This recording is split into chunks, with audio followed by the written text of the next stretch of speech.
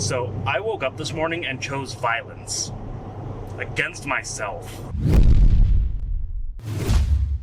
Alright guys, it is another Saturday, which means another locals vlog for you guys, and I decided that I was going to torture myself for content. So what that means is that I'm going to be playing a deck that I can't stand and do not respect. And that deck is Swordsoul. Now, you guys have seen Swordsoul on the channel a couple of times, because even though I personally don't respect it, I am a competitive channel. I want to bring you guys the best content that I can, so obviously if there are Swordsoul videos that need to be made, there are Swordsoul videos that need to be made, but I just personally don't mesh well with the deck. I don't really like it, so we're ready to go 0-5. We are on our way to locals right now. Let's see what happens. Now, I do want to clarify that when I say I don't like it or respect it, I mean specifically the playstyle. When it comes to the art, I absolutely love Swordsoul. I think the art is incredible. It's just not my deck. Hey guys, before we get into the video, I do just want to announce that I do now have an official website and merch store. Link probably on the screen and in the description down below. Definitely make sure you check it out. At the moment, we have pre-orders up for my first ever mat design, and it's going to be this mat that you guys have seen me use in my videos recently. It is going to be the insane hieroglyph playmat. You can see it's got those Egyptian hieroglyphs to fit with the Yu-Gi-Oh theme, with the solid color zones over it, and you can see it's also got my logo in the bottom corner there. So if you want to support the channel and rep it in a very subtle way, definitely go ahead and check it out. Pre-orders are at $29.99 for the first 25 orders. Yeah, go ahead, check it out, make sure you get it before everybody else does. All right guys, we just finished round one, and as you can see, we were against Marincess. It was a quick 2-0, unfortunately.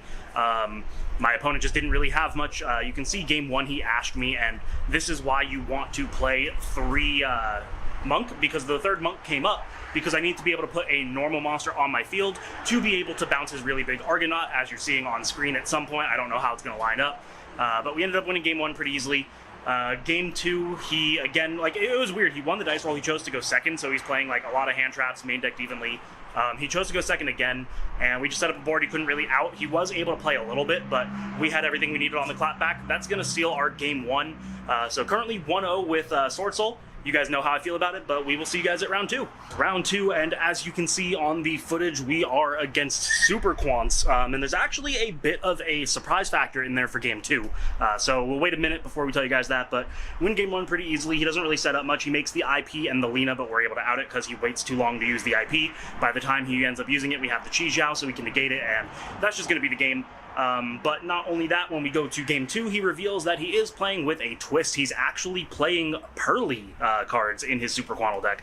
Now, this is what I love about locals, because you can go up against literally anything, and regardless of whether it's good or bad, you see a lot of interesting innovation. But unfortunately, there really wasn't much else that he could do. He did make an Avermax, which we had to wait a turn to out. We could have maybe set up a way to out it on his turn, but I didn't want to risk it because he had no cards in hand, and he would have to establish something else on board for the combo to work with the Chi Jiao and the Cheng Ying.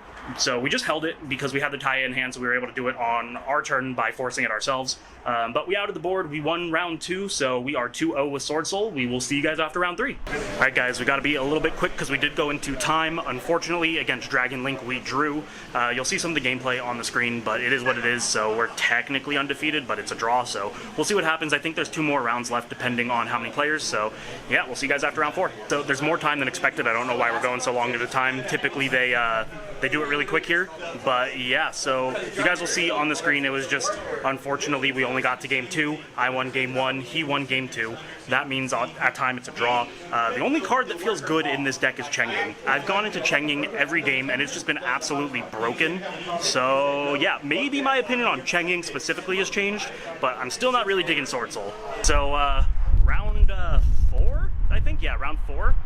That was against a Swordsoul mirror match, and as you saw game 1, I opened up quadruple hand traps and long one. So I set my Imperm, I had the Droll, the Ash, and the Veiler for him, but unfortunately that wasn't enough. I didn't draw anything for turn that I could use with the long one, and yeah, that's going to seal game 1. Game 2, he had Nib, and that's going to be the round. Not really much to say.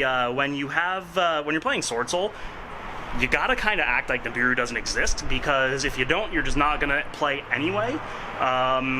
So yeah, I mean, I did technically misplay. After he nibbed me and I had the token, I had some 10-Ys in the grave that I could have done things with, but it wouldn't have amounted to enough to get me the game because he just gamed me on his turn anyway. The best I could have done is like add the Ashuna back to my hand for the follow-up, but yeah, doesn't really matter. That's going to be the game. We will see you guys in round 5. We are 2-1-1. End of round 5, and I just want to drive home how absolutely horrendous Swordsoul is. As you can see on screen, I lost game 1 to a Trap Tricks deck who didn't activate any trap cards. Technically, he activated evenly. Okay, yeah, that's a trap card. But then he just set up Sarah and passed his turn with no sets on his board. And I couldn't freaking out it. Like, that's how bad this is. It's just, like, unbelievable. But thankfully, going to game 2 and 3, I take the match. So we are 3-1-1. I think that still tops, so we'll have to see if I top, and if I do, we'll have to see either A, what place I get if we split, or B, if we intend to play it out. So yeah, we will see you guys in a couple minutes once we know the standings. All right, guys, yeah, I bubbled out its top 4. I'm right there at 5th. Goes to show you, don't play Swordsoul.